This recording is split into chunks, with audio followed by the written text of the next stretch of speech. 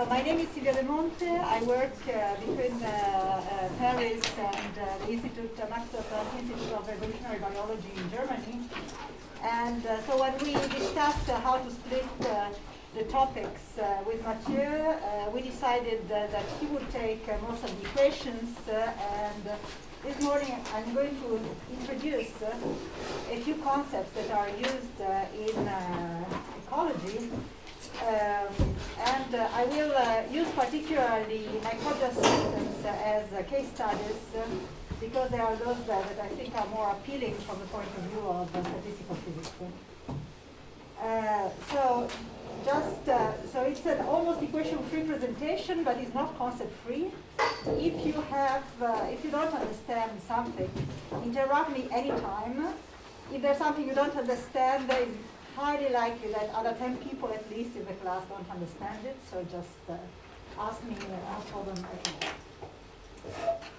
All right, so this is the outline of my talk. I'd like to focus particularly on diversity of communities, and I will start telling you roughly why do we care about the fact that communities are diverse. Then I will spend quite some time to tell you how do people measure diversity of ecological communities. And then once we understand this, I can go and describe which kind of data are there that can be exploited to compare with models. And so several types of diversity patterns.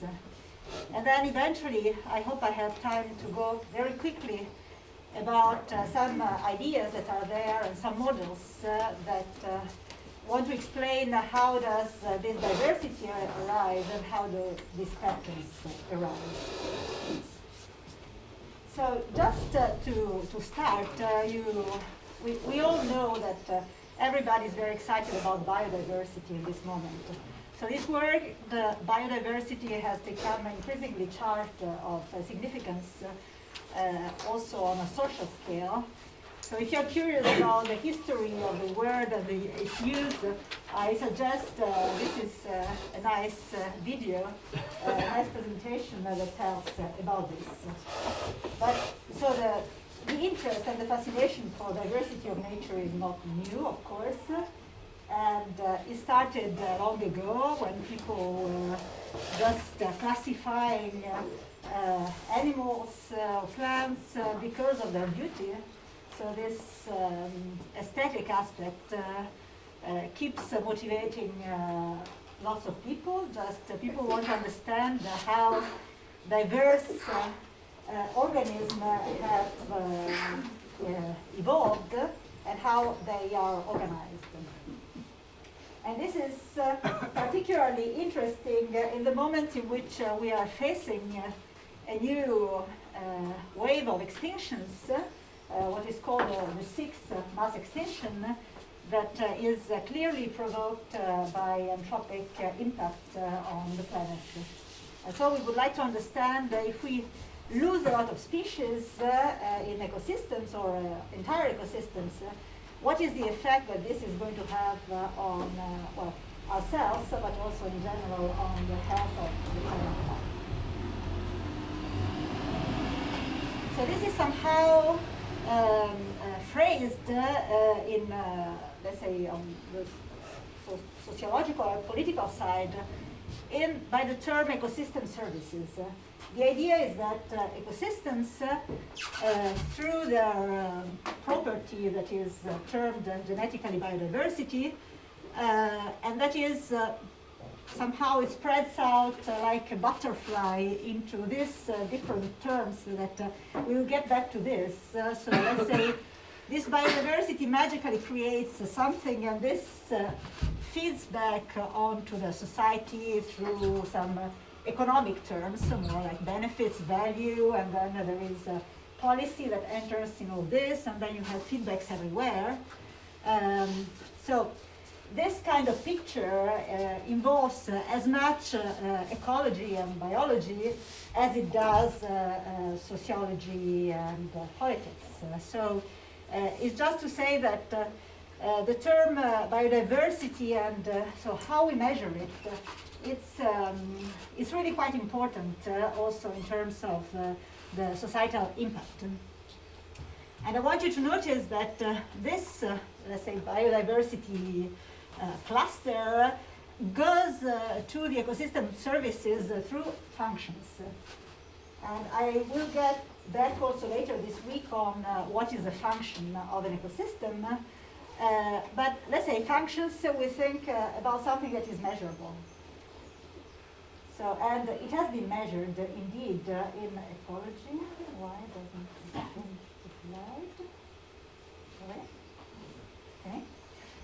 So, for instance, a kind of function could be if you have a diverse ecosystem made of plants. One possible function, or let's say you would call it a macroscopic variable, is how much biomass is produced by this ecosystem. And then what you can do, and this is an experimental study, people added more and more plants to this community and then measured what was the total biomass of the community. And what typically happens is that as you make the community more diverse, the biomass increases. And then there are several theories that try to explain how this happens. So this is a relatively old study, but there are some more recent ones where people have done the same with microbes. So they have added, then we will speak later how do we measure this biodiversity, but let's say roughly speaking, they added species of microbes and then they measured some kind of outcome that in this case, in the case of microbes, is typically something like, I don't know, element cycling or total biomass again. So in this case, they defined some kind of index that combines all these functions. And again, you see that in general, function increases with diversity, and this is what actually is at the basis of the claim that it is important to preserve diversity in ecosystems. Because if we reduce it, then we lose all these functions. Okay, now let's go to, so as you saw here, so here we have different terms. So species diversity, functional diversity, soil biodiversity. So there are many ways that are used practically to measure biodiversity of a community. So let's consider, for instance, this community. Now you want to have some kind of measure to tell you, so a number that tells you how diverse it is. Now let's say you have this other community, and then you want to compare these two communities and decide, for instance, which one is more diverse than the other. So how many of you think this is the more diverse? I'll flip back and forth. Okay, who is for the first one? No. 1, 2, 3, 4, right? 5. Who is for this second one? Good. Okay. So somebody who voted for the first one, can you tell me on what basis?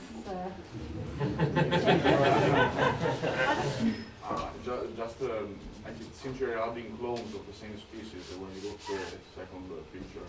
So Sorry. it seems you're adding multiple copies of the same species when you In the second one. Yeah, maybe it's not true, but Yeah. Okay. Yeah. And so there are more species here than there are here. That's true. Somebody who voted for the second one? Yeah. There's fewer species in the second one, so maybe it's just like the normalization number is bigger, smaller, so therefore they're more diverse overall. Okay. Even with fewer species. Yeah. Yeah. In the second one, the maximum number of a species of a particular species is on average string. In the first one, there is domination of single species. Yeah. Exactly. So this is basically the ideas you put forward are the two main, let's say, measures that are used to measure biodiversity. You can see they don't agree always. So the first thing that one can do is just to count the number of different species. And so this is what is called species richness. And if you do this, you will notice that in the second community, there is one species that is missing. However, you have more than this information. And I want to stress that if you're just counting how many species are there, and you are counting a relatively small number of individuals, you might miss someone just by sampling and stochasticity. So it is a kind of intuitive measure, but it's also not very robust to sampling. So you could decide to use also the information on the abundance of each species. So the first, in the first community, these are the abundances. In the second community, you have these other abundances, and then a typical way to combine this information about the number of species and the abundance of species is to use the Shannon index, or there are other indexes that are derived from this, but let's say that the most well-known is the Shannon diversity index. And so what you do is that you normalize the number of individuals of one species over the total number, and then you compute the Shannon entropy as you certainly know very well how to do. So if you do this, then the second community is more diverse than the first one. And this is just because underlying this matrix, there is a distribution of abundances that I have represented here in the form of what is called the rank abundance plot, or Whittaker plots, where you rank species starting from the most abundant to the least abundant. And so here so typically this kind of curve has a J shape, which means that there are lots of rare species and fewer more abundant ones. Another way to represent exactly the same data and to, let's say, regularize a bit this curve is to build a distribution of how many species have a given abundance. So you bin basically the abundance, and then you count how many species are in that bin, which people usually do on so I mean, it can be done on a linear or on a logarithmic scale. And so the same data then look like this. And then this time you have that rare species are here, and they are, it's much more common to have a rare species than it is to have a species that have a high abundance. So it's exactly the same data plotted just in two different ways. But this way, since it is in general more regular, has been used much more to try and figure out whether there are general laws that are able to explain this kind of distributions. So this led to a kind of fruitless, long-lasting debate about which is the functional form that fits best this data.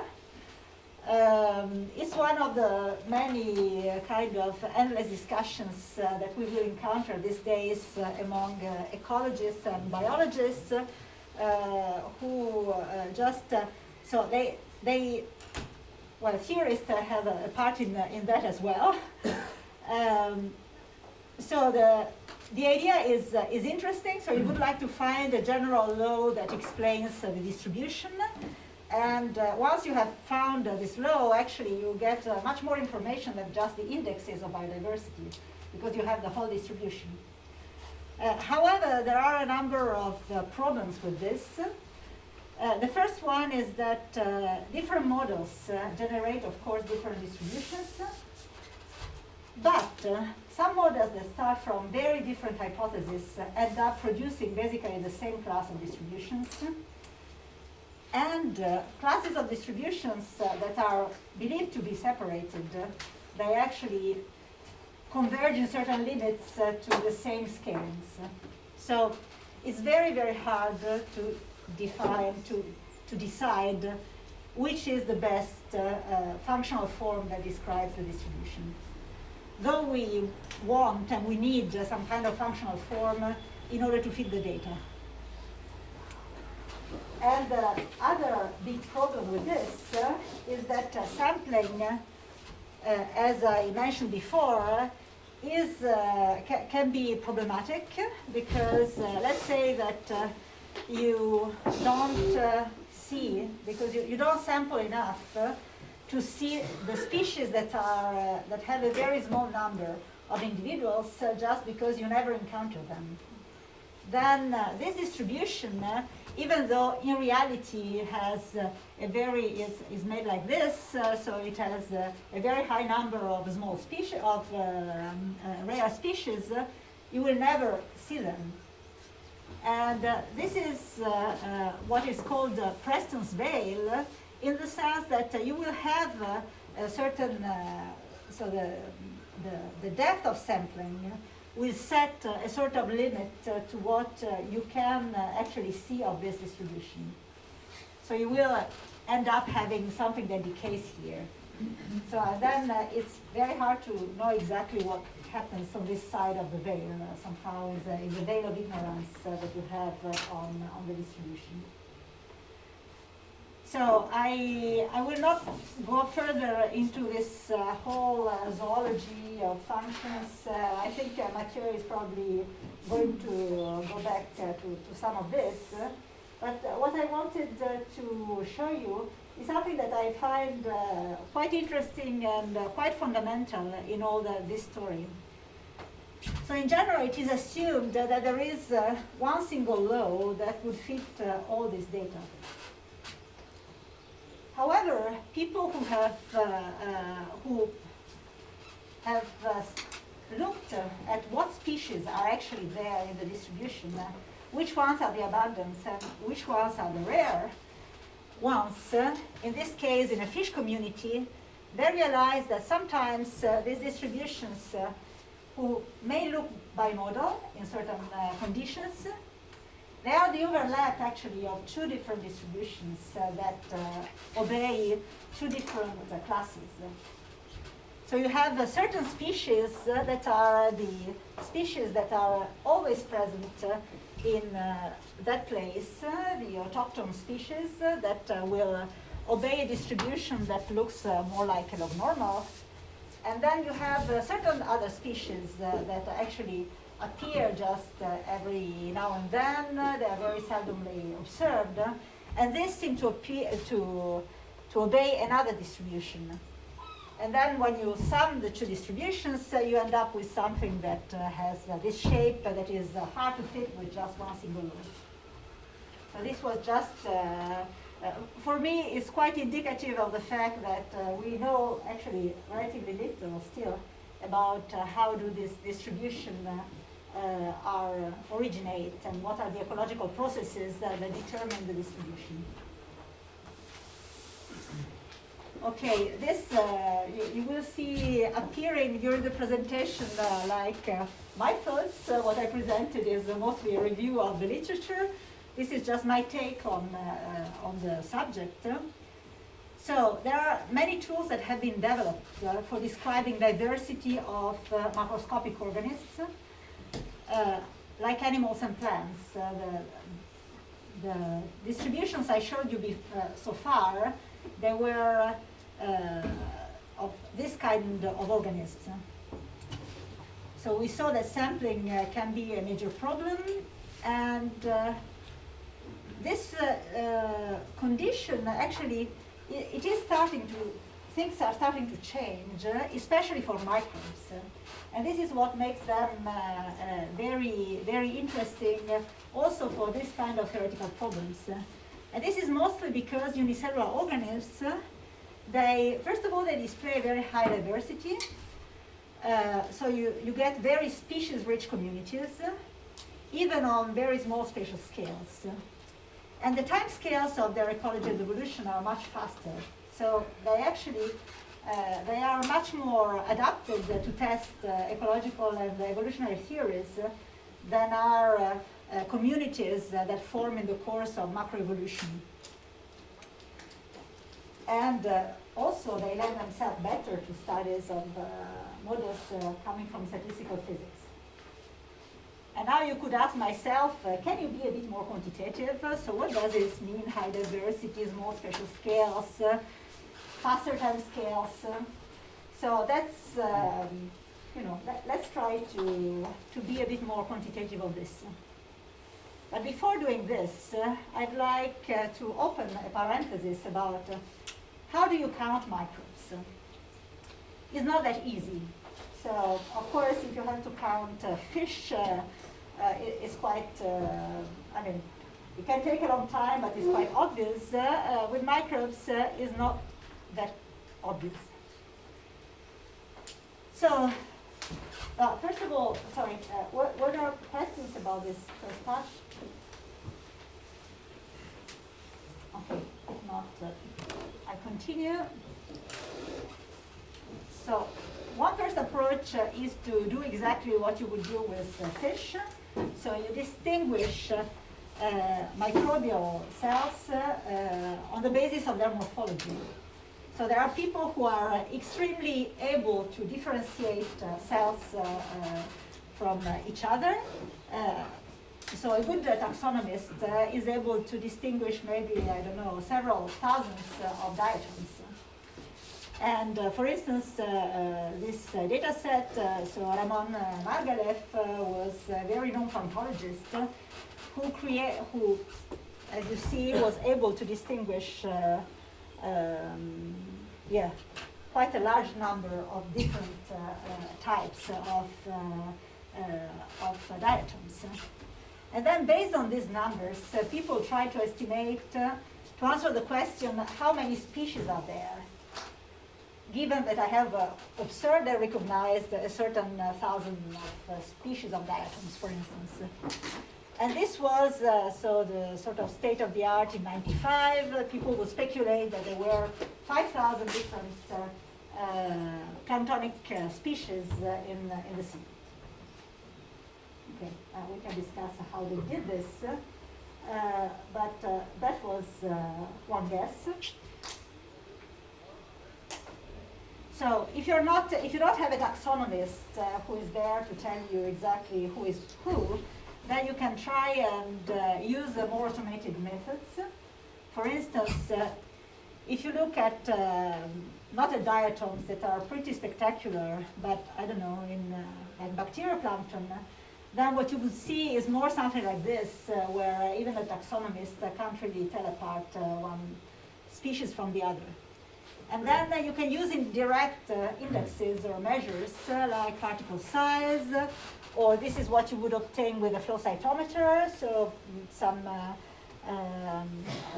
so you can detect different pigments that tell you roughly what is the composition of a community, even though you can't really identify the species in there. And then there are methods that try to exploit this kind of indirect measures that can be automated. But let's say the big revolution happened with metagenomics. So when in the beginning of this century, people started to use methods that have been developed for sequencing the human genome, to just go out in the sea in this case, take up some water and sequence all that is in that water. And then they try to reconstruct the phylogeny of this organism or whatever they measured. And what was clear immediately was that there was an enormous diversity. And that was really way, way above, you know, the 5,000 species that were estimated previously. So this is just, you know, the first studies that started to do this, and the technological jump came from the possibility of having this high throughput sequencing. But nowadays, this is very common. And I want to spend a little bit of time telling you about this Tara Ocean expedition. First of all, because it's very well in the theme of the school. So this sampling campaign was made through this whatever, sailing boat that went around the world ocean, and including the Arctic Ocean, and sampled in all these different places. So now there are several hundred sampling stations with exactly the same protocol. So, and then all this data were sequenced exactly with the same protocol, so that actually measures performed all around the world ocean are comparable with each other. And then this, of course, comprised, you know, going to particularly interesting places from the oceanographical viewpoint. So this kind of data set is quite amazing, and I'll tell you briefly what it has revealed in terms of the diversity of plankton. So this was published a few years ago. There was a special, special issue, not a special issue, but several papers in Science that used this data set. And what they looked at is what is called the rarefaction curve in ecology. So you take your data, let's say your, you have sequences, and each sequence you can attribute to a given species. I'll tell you later exactly what this species concept in this case means.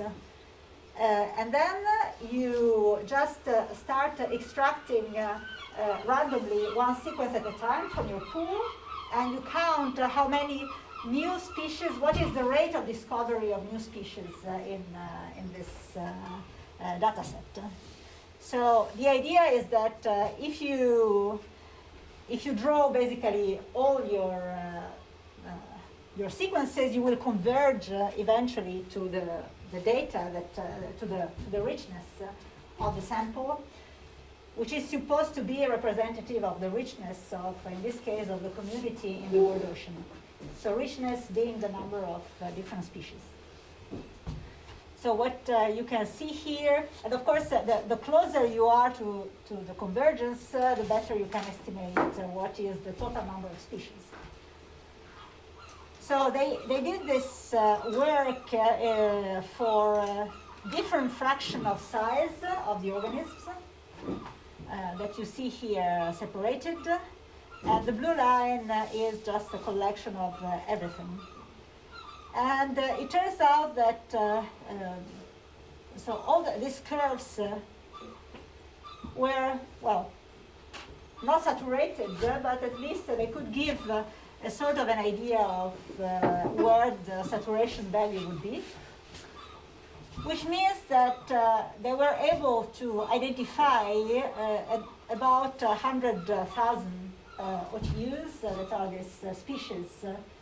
So you see, we go from 5,000 to 100,000 as an order of magnitude now of species of plankton in the ocean. And this was still did not, of course, did not sample the whole ocean. There are parts of the ocean that have not been sampled, so we cannot know whether this saturation actually should be higher or not. And here you have the Shannon index for these different size classes. And what you see is that this Shannon index varies not very much with so with the size class. And actually, I didn't put the picture here. It doesn't vary massively, not even from one place to the other.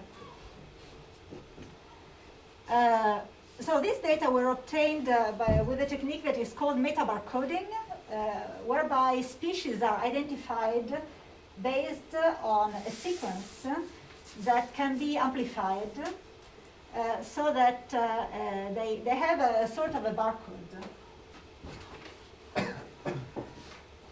So these sequences are typically sequences of proteins that are very conserved, so that if you see a difference, then sort of that means that there's a new kind of organism that is there. So let's say that you have this space of sequences you start from. So here you have like 4 different species, and then you apply these sequencing methods that typically involve an amplification step. So I guess last year I should have explained what a PCR is, but nowadays everybody knows. So you PCR your sequences in order to amplify, to increase their number. But as you do a PCR, then just, is anybody, do you want me to explain PCR? Okay. And then once you have, you make mistakes in doing this passage, and then you have to cluster your sequences in a way that you can recover the different species that you had at the beginning. Okay, so you can decide, for instance, these 2 are very close by, so they will belong to the same species, and this one will belong to another species. So what you call species in this context, they are OTUs. Yeah. Very simple question about PCR. Does it conserve like the proportion from the initial sample, or approximately, or not at all? Approximately. So let's say everybody wants to believe it does. Just because otherwise you can't. But it's a cycle of amplification, so as long as you are in the exponential regime, it's okay. If it saturates, then you start having problems. And not everybody checks that this is the case. But anyway, let's say as best as you can have, you assume that it maintains the proportions. So these are what you will call a species. In this realm, you call them OTUs, operational taxonomic units, is the word for species. And what I want to stress here that, so this definition of species depends highly on what rules you decide to apply in order to cluster these sequences. So it's not an absolute definition, like if you have 2 animals, you go and see if they breed together. So in this case, it's something that is somehow artificial. It's our view of the system that decides who belongs to the same species. So this means that also the number of individuals that belong to every species depends on the way you look at the system. And there are different ways of building these OTUs. Moreover, if you take this kind of approach where you don't need to know what is the organism you are sequencing, you end up having sequences that do not align to anything that is known. And actually, this is how they discovered whole classes of microbes that were not known before.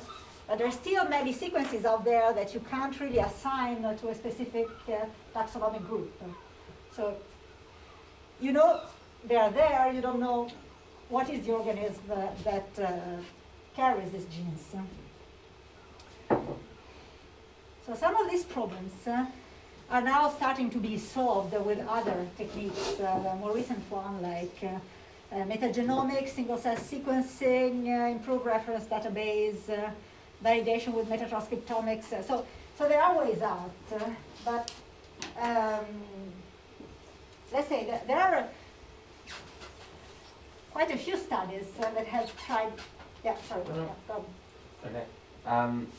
Just to see if I understand correctly. So when you have like so you sequence all the data. I mean all the whatever, like the plankton or microbes you have, and then what you do is to count the species, you align the ones that you already, for which you have a reference of, and the remaining you cluster them and kind of say this is a new species because I have quite a big number and I can cluster them and I cannot align to something that I know. Usually it goes the opposite way. So you first cluster and then you align. Okay. So once you have clustered, if there is some sequence that aligns to a reference data set, then you say, okay, I know what this cluster is. Okay. So the fact is that some people, some really perverse people decided, to create artificially a community where they knew what they were putting inside, and then they sequenced it, and invariably you get more species than those you put in. So it is not perfect as a system, but let's say it's code operational, not by chance. And the same thing you apply to the microbiome. That's another very hot topic in biology in this moment. So everybody likes to speak about poo in many presentations. So the microbiome in your gut would determine your behavior and everything like this, health state and so on. I won't go into this. But just to let you know that people do exactly the same thing as I explained for the microbiome. Then you sequence everything. This is, they examined feces across different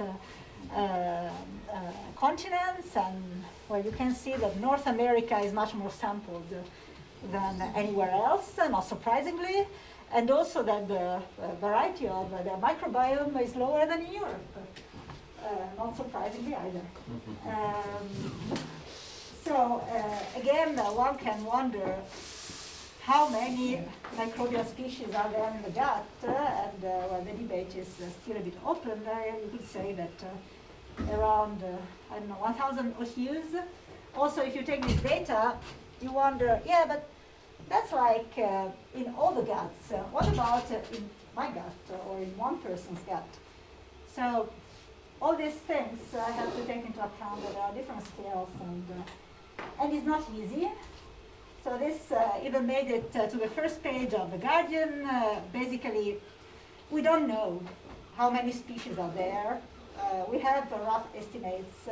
It's probably, it's likely to be more than 5,000, but how many more is still quite unclear. But there are more and more data coming in that would fix this issue probably in the near future. What I want to stress here is that we are talking about large numbers. So typically communities of macroorganisms, they are very diverse. Say they have, 50 or 100 different species. That's already quite a biodiverse ecosystem. In the case of microbes, we are talking about several thousands. So one can start doing interesting things also with comparison to theory without bothering too much about sampling. Just, I wanted to stress that anyway, the concept of what exactly should you count in a community, especially a microbial community, it's not that obvious. So some people say that you should drop completely the concept of species for organism. So here they put a size, but actually what is important is the speed of evolution. So things that evolve too fast will actually be distributed in a continuum in the space of sequences, and that will make, so classification in OTUs would not make a lot of sense. And similarly, some researchers, Fordulito and Olga Saxibayeva, okay, they call for just changing the point of view, try to figure out other ways of counting that is not exactly that restrained of OTUs. And this idea has been developed recently, and it's very promising, I think. So here you have a community that of microbes that are on a plant, plant leaves, and you can see that sequencing gives you very, or at least apparently quite different communities from one plant to the other. So you might think, well, actually, everything is different. If I sequence here and I sequence here, I will get something that is very different, and what can I say about this? But actually, when they then looked at the genes that were contained in these different microbes, and they clustered them based on their metabolic activity, then it turns out that actually communities were not so different. They were actually all pretty similar. So this indicates that in microbial communities, what is really overwhelmingly important is that there is some function at the collective level that is realized. So there must be genes for fixing nitrogen, for instance. But who exactly carries this gene is not as important. This is the message of this kind of studies. And it also goes in the same direction of observations that indicate that in microbial communities, genes are actually exchanged quite easily through horizontal gene transfer. That is, they're brought from one organism to the other horizontally rather than vertically through cell division. Okay. So I guess I gave you a bit a picture about how and what you count in microbial communities. So these metagenomic approaches, they are really super powerful, but one doesn't have to forget that they come with a number of assumptions, and that if you get the data from somebody who tells you, okay, these are the abundances of microbes, don't forget that there are behind pipelines to generate this abundance measures, and that these pipelines are not perfect, and it's a good idea to ask where this data comes from. Also, if you want to model what they are. And there is a choice that is made about the level of description of this diversity. So, yeah, it's not completely clear which one is the best. Sampling is an issue. And yeah, that's the other issue of how you aggregate counts that come from different samples. So normalization is not that easy because maybe here you have sampled, I don't know, 2 grams of soil, and there you have sampled 10 grams of soil. So how do you exactly compare abundances across samples is another problem. And what is, to me, a big question is, we don't really know what do we gain in enhancing this genomic resolution. So people are doing deep sequences of everything now, more and more, but it's not really clear when you add more and more knowledge what you gain. Okay, I see that, what can I do with time? Okay. So, now I close the parentheses about counting microbes and I go to the patterns. So now we know, yeah. Still before closing, so I haven't really understood, like, where do we put the bar on this, like, continuous, like, difference of variance within a species to different species? Because being just functionally different or functionally similar is not enough to separate the species. Let's say functional diversity is usually at a higher level than genetic diversity. So in general, it is believed to be more robust, but in order to classify, to cluster sequences based on their function, you need to know what these genes are doing. So there are different recipes on the market. I wouldn't say there is one that works better than the others. Just be aware that if you deal with this data, there are different choices that are done. But is there some intrinsic problem with using only continuous species and not discrete? Yes, the problem is that if you have this errors, sequencing errors. So basically, you can get a continuum just because of sequencing errors. So you somehow have to filter the errors.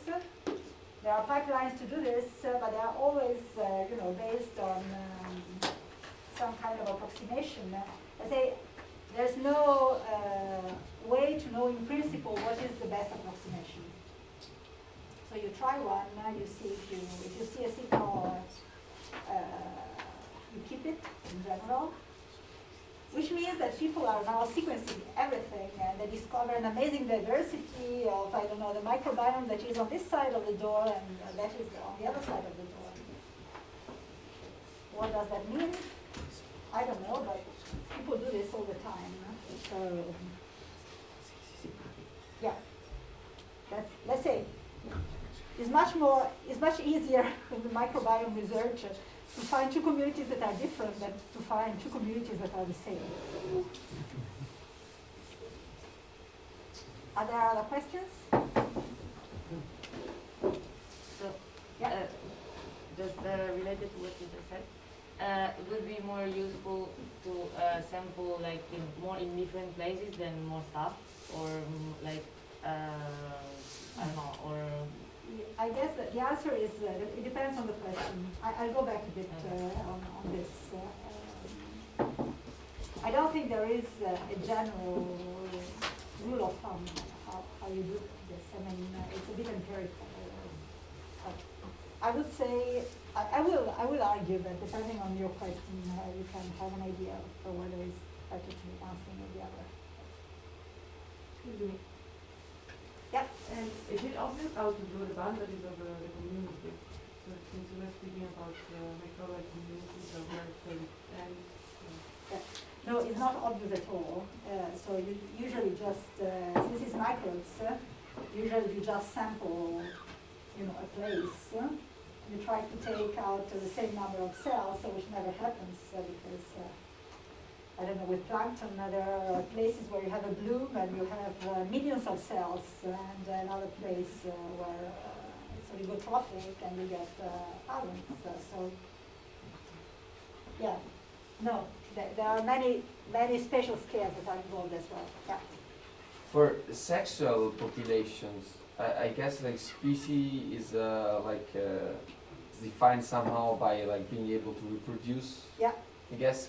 How do you define it for asexual populations? Yeah. Is there something that people generally say in biology then, where you can also access more than just the genome?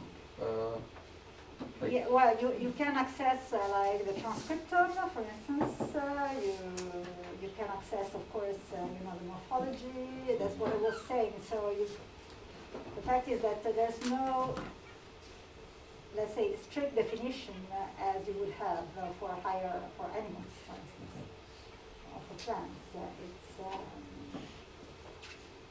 You need to find a way to decide that certain things belong to the same class, and then metagenomics offers this method. Yes? And you said that microbes are more on a continuum of species instead of being after. Excuse me, can you speak up? I don't hear you. You said that microbes are more on a continuum. Yeah.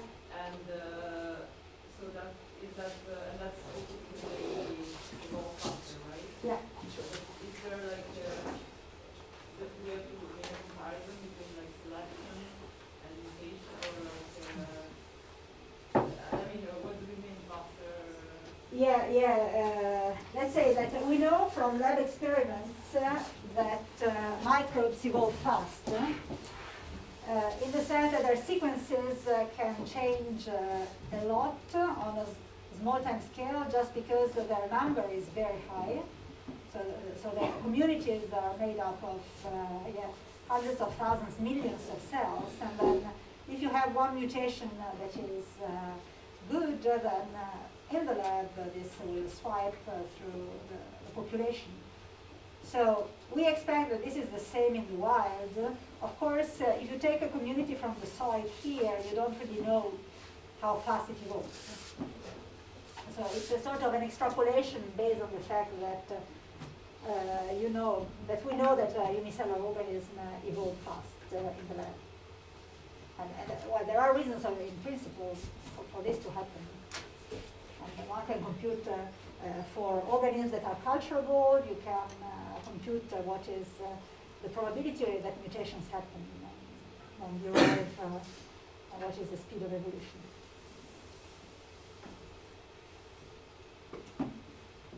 All right, then now we know how to measure diversity. You are all aware that this can depend on many different things. And let's see now what kind of patterns are there if we look at diversity.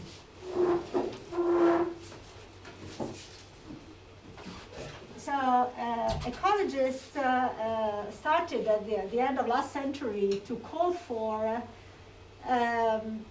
general laws in ecology that would basically make it sound as physics, for instance. And so this contingency, the contingency of ecology, is manageable at a relatively simple level of ecological organization. For instance, if you have just few species, but it re-emerges in a manageable form in large sets of species. That's a bit like the macroscopic scale, over large spatial scales, over long time periods, in the form of detail-free statistical patterns. And this has been recently called macroecology. So the idea is that actually you can forget to a certain extent of all the details of what is there and just look at some macroscopic properties of the community. And of course, one of these properties is diversity. Before I go to the diversity patterns, I would like just to make a little disclaimer. So the kind of simple situation that was mentioned before is what typically happens in experiments in the lab. So you have two different species, you put them together, and if they compete with each other, they will, and one of the two will end up winning. And this idea that has been around for a long, long time, that the more species are similar, the more they will compete, and the more it is likely that one excludes the other, has been called by Garrett Hardin in the 60s. He proposed to call this the principle of competitive exclusion, even though he was not the first to formulate the idea. And actually, this is a very interesting paper to read because it's a paper that makes some links, strong links between ecology and economics. So it's I say some concepts have been imported in ecology from economics and maybe vice versa, I'm not sure. But this has been really a sort of frame of reference or a null model that people have used and still use today. So the idea is that in general you can't have more species that survive on a certain number of resources than the number of resources that are there.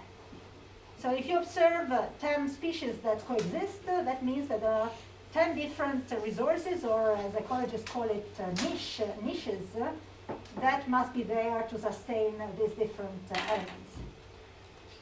And so as Harding points out, this kind of principle, actually, it can't really be proved or disproved because if you do an experiment and you observe that indeed there is competitive exclusion, then you say, okay, the principle holds. If you don't observe a competitive exclusion, you can say, well, actually, their niches are not exactly the same. We don't understand why, but their niches must not be the same. So you enter in a sort of a logical loop. Nonetheless, it is used everywhere, including for plankton. So the version of the competitive exclusion principle for planktologists or people working in oceanography is so-called the paradox of the plankton. How is it that in an environment that is well mixed and where species in principle seem to share the same niche, we observe so many different species? Okay, I would argue that this, as well as some other simple conceptual models that Hardin sponsored, are of limited utility for describing the world out there. So they are pretty accurate to describe what happens in lab experiments where we sort of control situation, the environment, and then it works. But it doesn't seem to be really the good starting point to describe natural communities, simply because it is clear that competitive exclusion is not occurring in natural communities. So maybe one should just drop it and use other kind of null models. That is what more and more people argue right now. So if I go back to the ideas of the general laws, I will start telling you about general laws for abundance distributions. So we've seen the abundance distributions before. You will hear more about this in Mathieu's talk. I just wanted to point out this recent work because it connects several patterns of several properties, statistical properties of abundance distributions. To me, it is still mysterious. I don't understand really why it works, but I hope that Mathieu will explain this to us. Particularly, I'm puzzled about this comparison across communities. How do you normalize what I was mentioning before? To me, it's not clear how you normalize abundances if you have to compare across communities. Whereas this part here, to me, sounds like central limit theorem story. Anyway, but this is quite impressive. I mean, he took many different microbiomes and or environmental communities, and he collapsed all of them on just a handful of laws that seem to occur for every microbiome. So other people have tried to compare these abundance distributions across different ecosystems. So some people, made a meta-analysis, tried to fit all the data they could find, and well, the conclusions are not really clear. Sometimes they fit one law, sometimes they fit another one. I think the problem is not very well posed, but let's say that people have discussed for many years whether the laws that best explain the observations belong to one of two classes that traditionally were distinguished. And they were distinguished based on the hypothesis that these models made. So neutral models start from the hypothesis that all species are equivalent demographically, or if you want to use the term fitness, they have the same fitness or average fitness. And that it is just stochasticity that makes so that some species are more abundant than others. And then they can produce, based on these models, a prediction for the shape of the species abundance distribution. On the opposite end of the spectrum, niche models start from the idea that species are all different, so each species has its own niche, exactly like the paradox of the plankton or the principle of competitive exclusion. So diversity comes out from, it's a consequence of the diversity of niches that are available.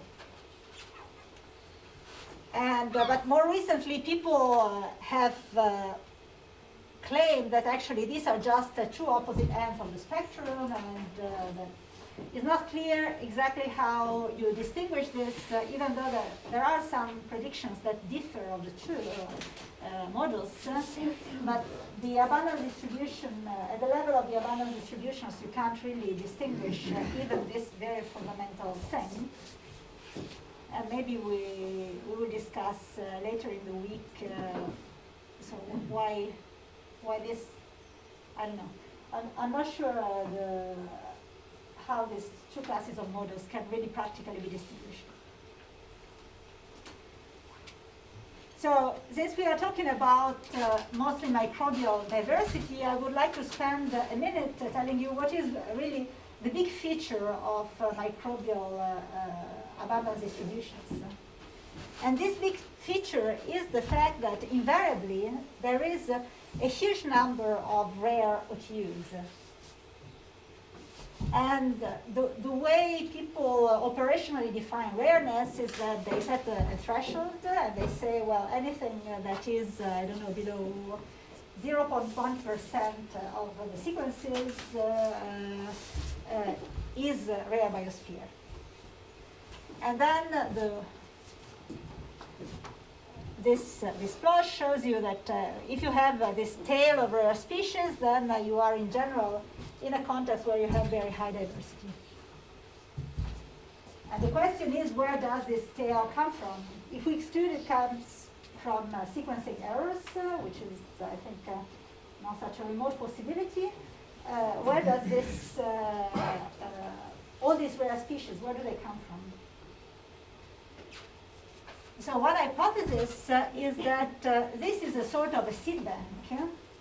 So the organisms that are found in the tail of the distribution, they are just dormant, whereas those that are up here are those that are actually thriving and dividing. And then you have a dynamics that makes so that those that are thriving, they end up in the seed bank. And then the seed bank, since it's like dormant forms, they can stay there for a long, long time.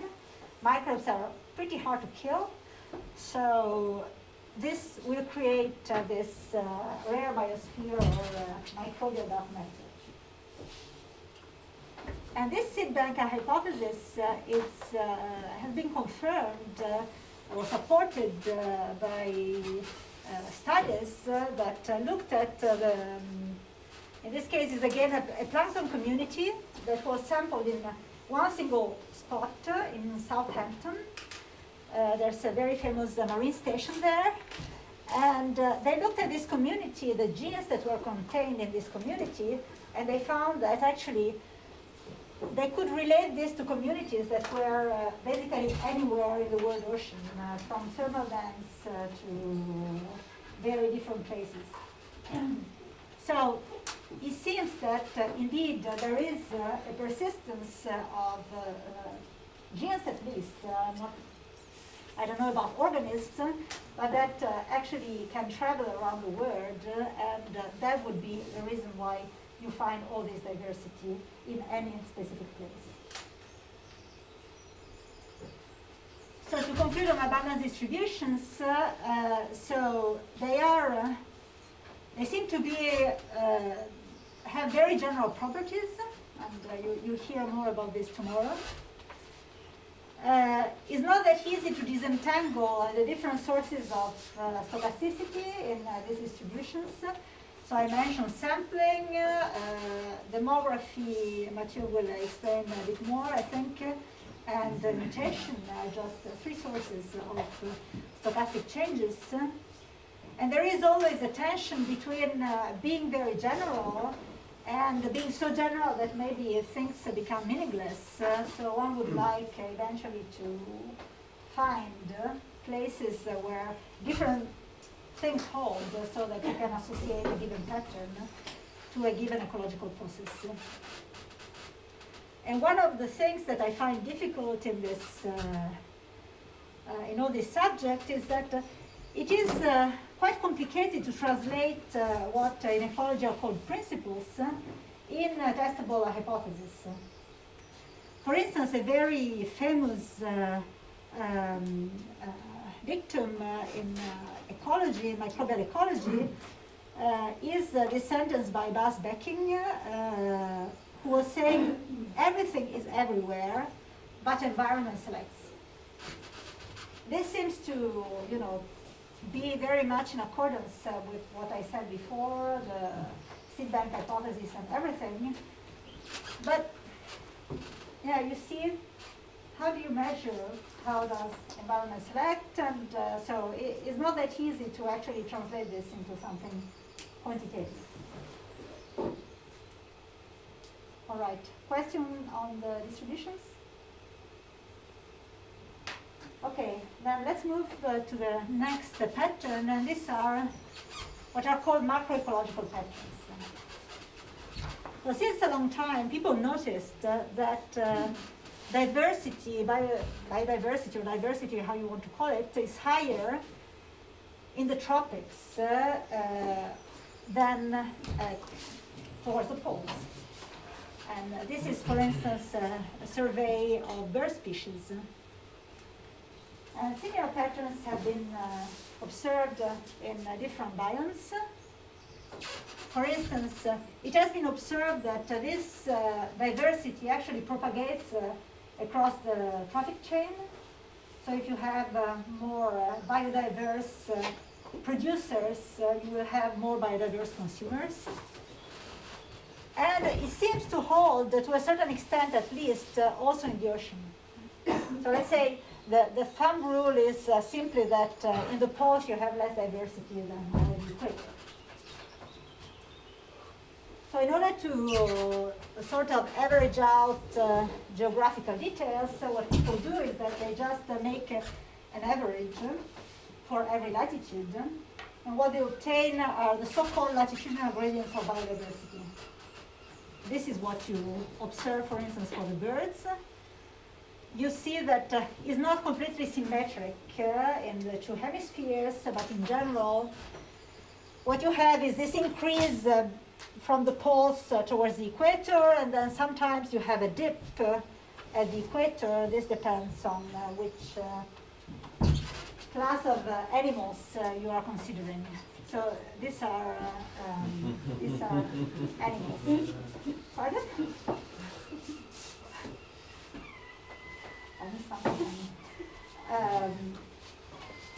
So ecologists have tried to figure out why you get this kind of pattern.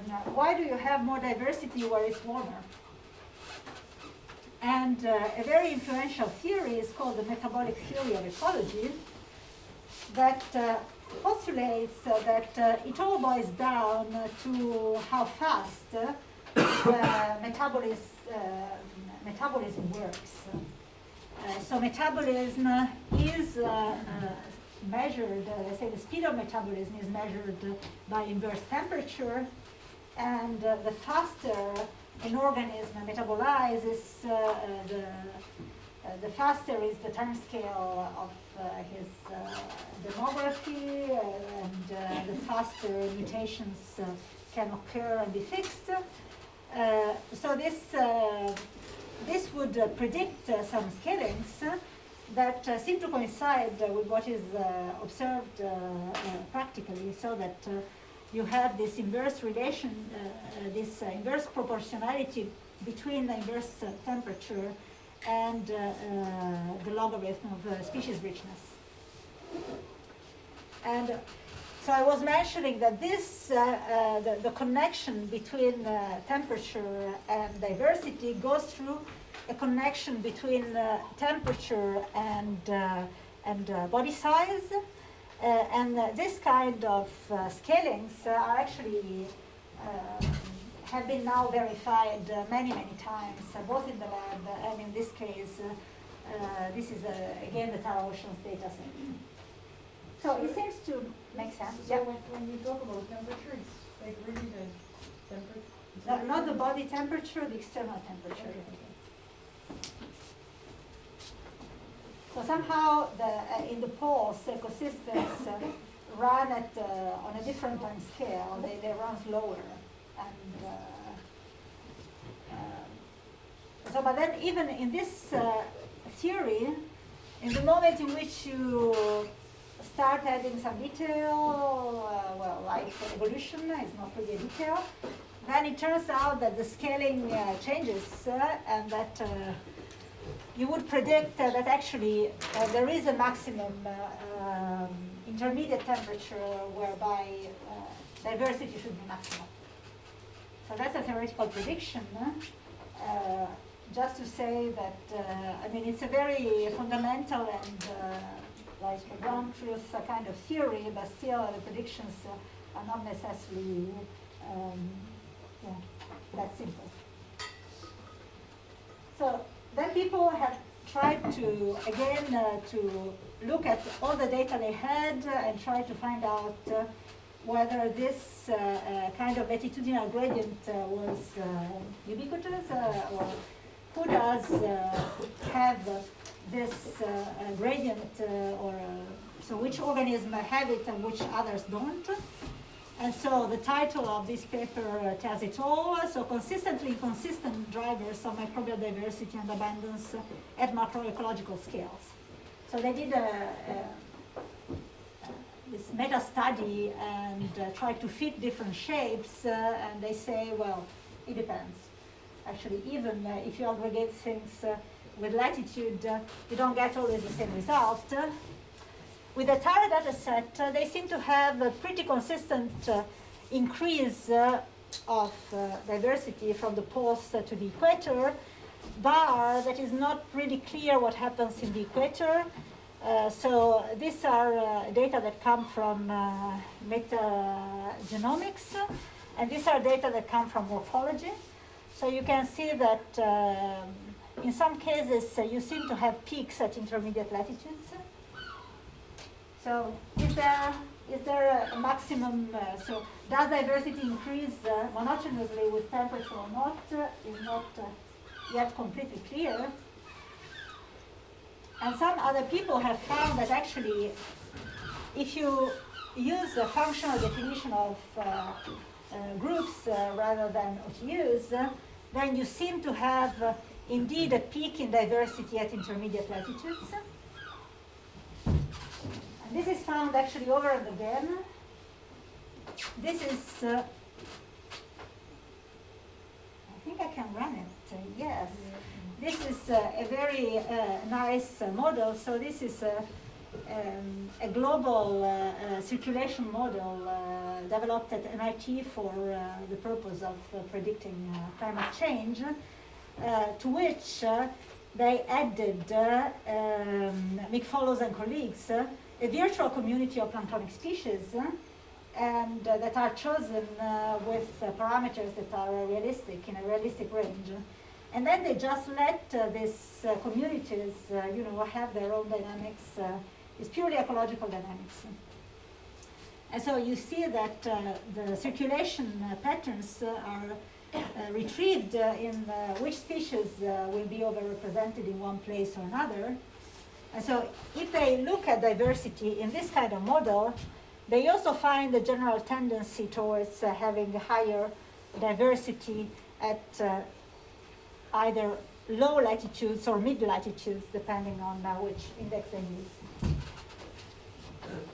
Sorry. Yeah. Why would in those models? So I don't really know what you mean by you said ecological model. Yeah. Why should there be less species at extreme latitudes in those models? Yeah. So there's no temperature, I guess, right? Yeah. Okay. This is a fully physical model. So you have temperature, salinity, the nutrients, nitrogen, phosphorus, whatever, carbon, and so on. And then you have the model is basically like it's not a Lotka-Volterra, but it's the same family. So you have a consumer resource model. So these virtual species, they consume these resources with different rates. So they start with rates that are distributed, and then they just let the system reach, you can't call it a steady state. Let's say if nothing else would change, it would be at a steady state, but in this case, you have the physical forcing that keeps the system out of equilibrium. Okay, thanks. So when discussing this, the fact that the rate of evolution impacts the diversity, I was asking myself, okay, but this rate is measured in units of what? That is, what is the time scale that is relevant here? So what this seems to say is that the relevant time scale is with respect to the physical time scales of the environment. So you are either fast or slow with respect to the evolution of the environment. That's what matters. I perfectly agree with you. I don't think this is very generally considered, but I agree. I would say that it's not that easy to study evolution in real time. So this is, I think, the beauty of this model is that it's a very relevant null model for what you would have. In the absence of evolution, you already get certain kind of patterns. And if you want to go beyond that, you need probably to add other stuff. But I know that they plan to add evolution. I don't know if they ever did add it to this model. Sorry? Yeah. I have a question related on that. So I don't understand how, if you change the time scale, like the small time scale, why does it impact diversity? To me, naively, it seems that you could do like a rescaling of time and then the population would be the same. So I was wondering if there was, for example, so the average would change, but also maybe the variance or the distribution, so that it's not just a mapping. So the fact is that mutation generates a novelty somehow. So the faster you mutate, the more different types you have at the beginning. And then you have, and this is set by one time scale that tells you how often you produce a new kind. Mm-hmm. And then you have another time scale that is the ecological time scale, that is the time scale over which things compete with each other. Mm-hmm. So let's say, if you produce one new type every million years, of course, you will not see a lot of diversity because you will have that competition acts on a faster time scale. If you produce a new type every minute, then you will have a diverse community of things that are competing, but they don't have the time actually to outcompete each other if you want to see it in from the point of view like of the competitive exclusion principle. So that's roughly speaking. The mutation and then the ecology. Yeah. So they are often considered to be separate because it's true that for macroevolution, so if one wants to explain the rise and fall of dinosaurs, it makes sense to consider that they are separated. Okay. For microbes, they are not. We know they are not. We often pretend that they are, but. Okay, thank you. Okay. Yeah. So, but would you so does it mean that they could explain everything only by flow patterns? These latitude curves? Like if you have just like some inactive particles going around in this model, which kind of distribution do you get out? I get there in a second. Yeah.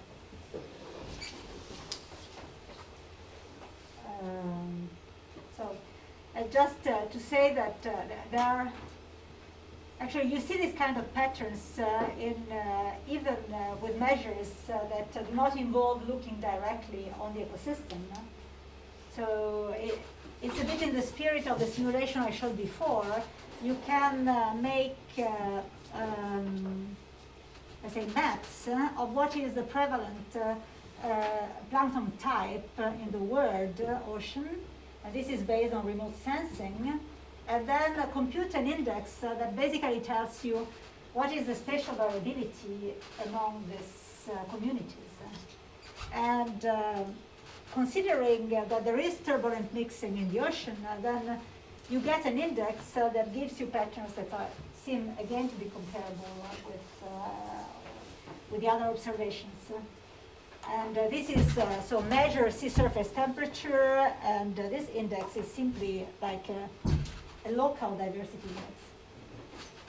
So the pattern seems to be very, very general. It comes up over and again. And And there seems to be, in the ocean at least, an obvious role of transport in determining this diversity, but it's not yet completely clear how these different timescales interact.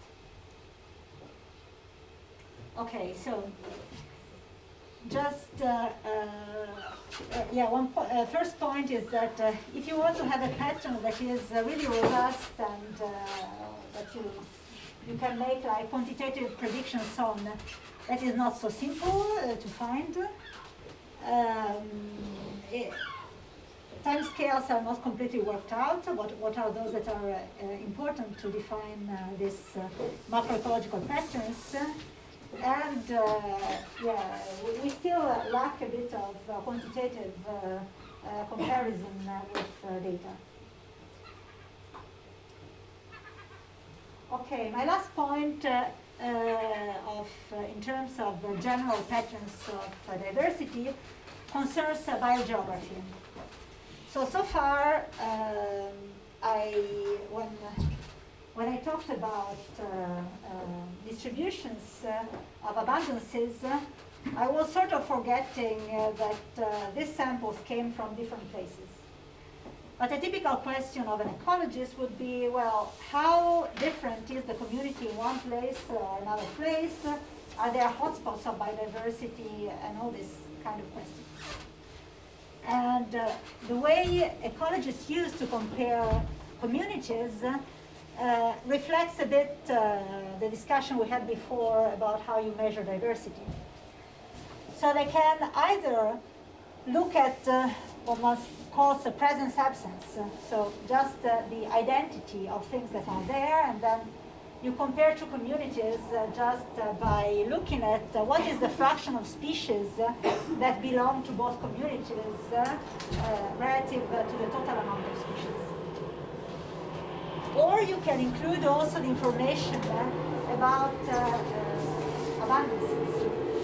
And then you have some weights that tell you that certain species are more important than others in determining this ecological distance. So again, on the Tara data, if you compute this matrix, I forgot which one is this one, I think it's Jacquard, you will find out that there are clusters. So there are some samples that are more similar in terms of OTU composition than others.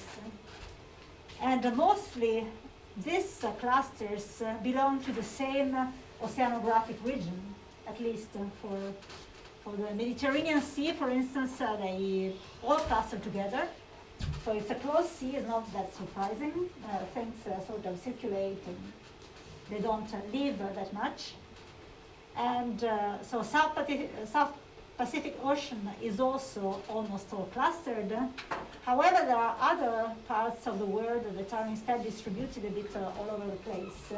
If you make this distance, if you build a tree based on the distance, in this case the Jacquard distance.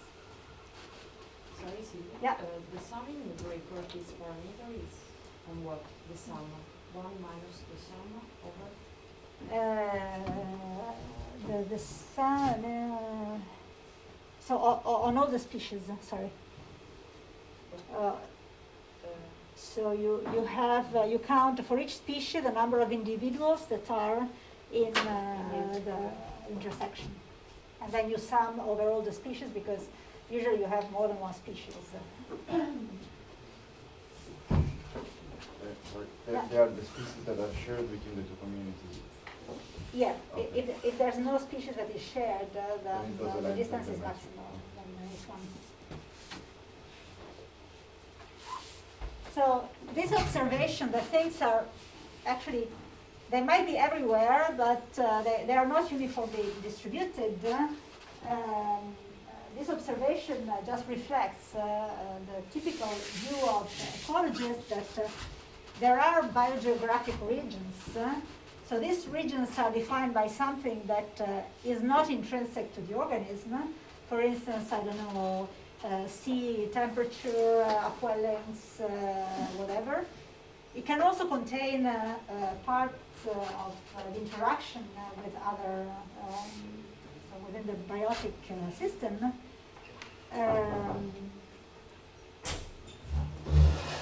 Sorry, I only have 2 minutes left. Okay, well, and is that right? I only have 2 minutes left. Okay, I'm very. Yeah, towards, well, yeah, 5 minutes you start a little bit. Yeah, okay.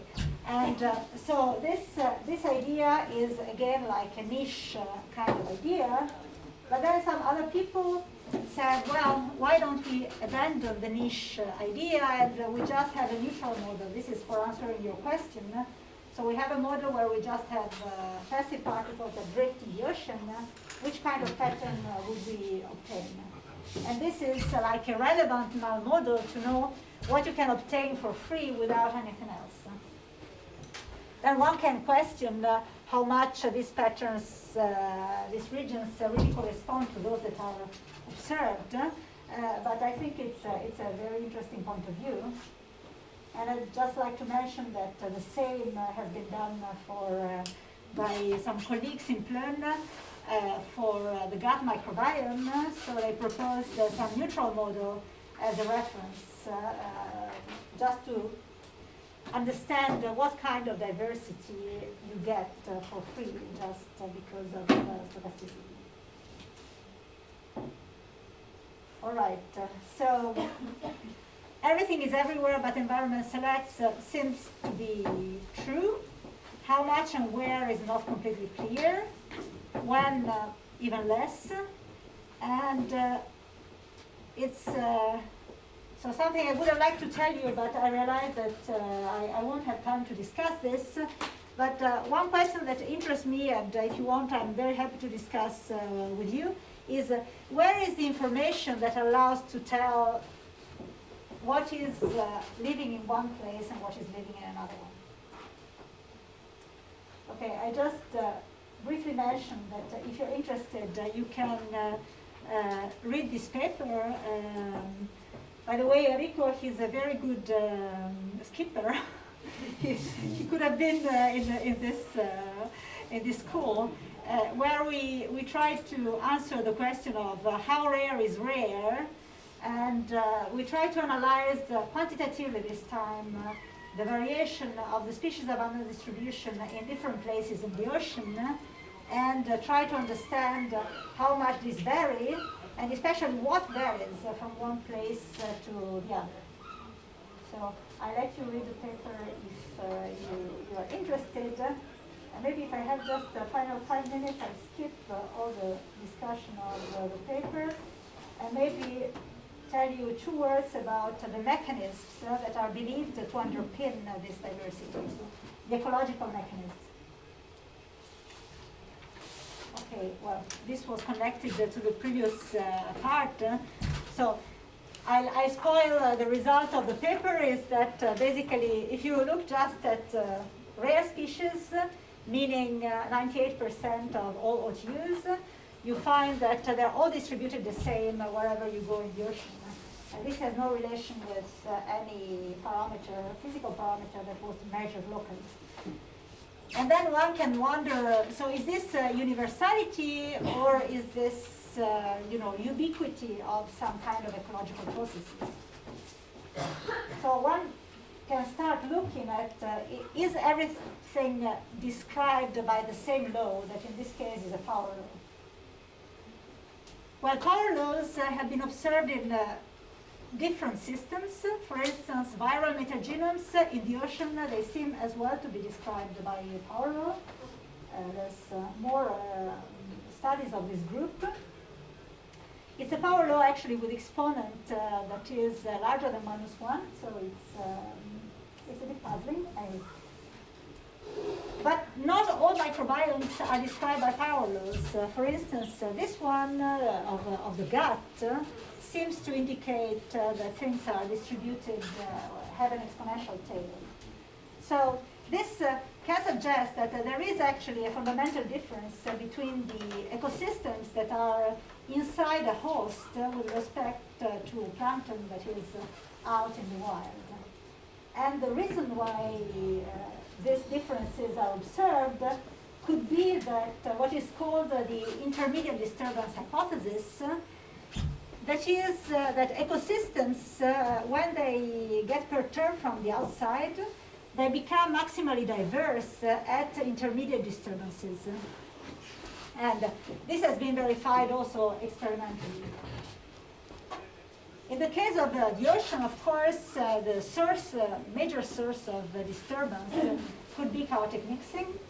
And indeed, one can find that the fronts that are identified based on a Lagrangian analysis of surface currents correlate well with the boundaries between different communities.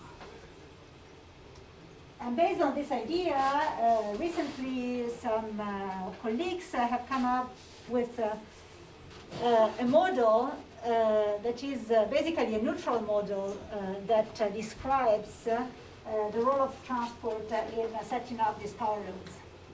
Even though I have to say that I'm not, I like very much the idea behind this work. I'm not completely convinced about the data analysis. And there are some more models that say that diversity is generated by a dynamical process, a dynamical ecological process, and some more data. People who have studied this out of equilibrium dynamics in planktonic communities in the lab. And I just want to conclude with this study that I think is really interesting, that connects this power law distribution to demographic intermittency. And it's actually, surprisingly, it gets an exponent that is very close to the one we observe in the ocean. And I still don't know whether there is any relation or not. Okay, final thoughts. So neutral and niche models are basically factually equivalent in many cases. And what my personal view on this is that stochasticity might have a similar role in the two kind of models, just because what really matters is the dynamics close to extinction. So when things are nearly extinct, it actually doesn't matter if you have a niche or if you are equivalent to others. So everybody faces the same kind of uncertainty. However, you don't have, you need something else because in intermittency you also need to have a process that expands, and this is just demography, blooms. These are particularly important in planktonic populations, and probably much less in the gut. And this could explain, perhaps, why you obtain this kind of power law distributions in planktonic populations. And so different communities may have a different balance of these factors, but this would be one way to explain the behavior of the rare biosphere. On the other hand, the abundant biosphere, that's something else, and this is where actually the biogeographic information is contained. All right, thank you very much.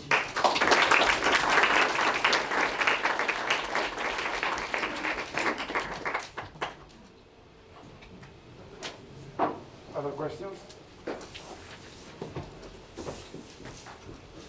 I have two questions. So about the diversity matrix, I didn't exactly get what is the meaning of the Preston's wave. Of the preference wave. Yeah. It just tells you that if you undersample your community, you will you will observe fewer species that are very rare. For instance, if you have some species that only have a handful of individuals, you might not observe them just by chance. Okay, So you will not sample that part of the distribution. It's a threshold for undersampling. Exactly. Okay. And another question that I have is about the temperature. Yeah. So if you want to model, so you said at a certain point that there is this inverse proportionality between species richness and temperature. So if you want to model this temperature in a plankton community or somewhere, so how can you model in terms of, let's say, a noise? I read at a certain point there is a paper by Benica and collaborators of 2011 They say that this temperature can be somehow modeled by a red noise Yeah. because it takes into account correlation between sequences. So, but this is really actual temperature. Yeah. So yeah. it's not, It's it's not measured noise properly. in a model. In an ocean, in a plankton, in this. What do you think is the best way to model this temperature? Well, in a plankton community, you don't need to model temperature, you measure it. So you measure the temperature at the site where you take your measure. Then the problem is how much the temperature of my water here today is telling me about the community. So my point of view is that actually this is a big problem. It's a historical contingency that makes so that a certain species is there. And then you would need to measure the temperature in the past for a different amount of time depending on the species. So, and this is probably, in my view, the averaging effect of the fact that things seem to behave the same everywhere in terms of their abundances might come from the fact that on average they experience the same kind of alternation of boom and bust dynamics. So I'm not sure if I would make a connection to noise in a moment.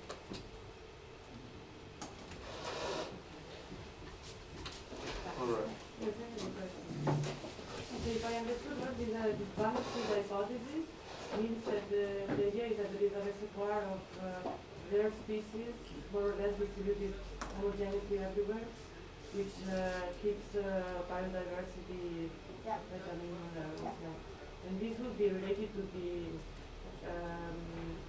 regularity that you observe by looking at just rare species in the. Yeah, let's say that if species died immediately when they're out of their niche, and then the niches are defined by the quality of the water they're in, then you would not expect to see all this diversity. So what is a bit mysterious to me, well, that if species were immortal, so let's say a cell that is not dividing actively, anyway, it will not die, then sooner or later you will find these cells everywhere. As long as they bloom in one place, they produce millions of cells, then they will just distribute all over the world. So these are like the two extremes. Nobody really knows what is the real time scale of survival, but all the planktologists I met told me that it's almost impossible to kill a cell, so a plankton. I want to try something like If we think that you have this huge reservoir that is completely shared of species, and that was everything is everywhere. Yeah. Then shouldn't we have because you also think about the two time scale, the evolutionary one, the one of mutation and the one of competition between species.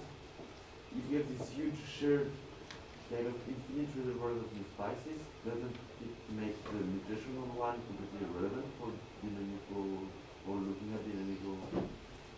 Well, it is not irrelevant in the sense that I guess you can have many more mutations than cells you could harbor on Earth. So if you just look at the genes, the combinatorics of mutations is just explosive. So I wouldn't, anyway, the Earth has a finite carrying capacity. You can't have, I don't know, just 10 to the 100 cells per square meter. So I guess we don't really know what's, I don't know. Related to this, in this feedback hypothesis, so this idea that there are various species that are kind of everywhere, because maybe I've missed it. Does our horizontal gene transfers play a role in this? Is it dominant? Do we know? Some people say yes, absolutely. But actually, it's relatively easy to have this horizontal gene transfer. Oh yes, so this reminds me what I was going to say, that what is puzzling for me is that if you look at viruses, so viruses, they have shorter sequences, they have less available space of diversity, still enormous, but slightly less than cells. And they are supposed to decay very fast when they are free in the water. So virologists tell me that in 3 days a virus in the ocean is dead because there are enzymes around. However, if you look at the patterns of diversity, they are huge. So there are enormous regions where you find the same kind of virus. So, and there what you is much more precise. So since people tend to think that a virus is specific to a species, how is it that the range of a virus is larger than the range of a species? I don't know. I don't know, and I haven't heard anybody asking this question, but I think it's a bit counterintuitive.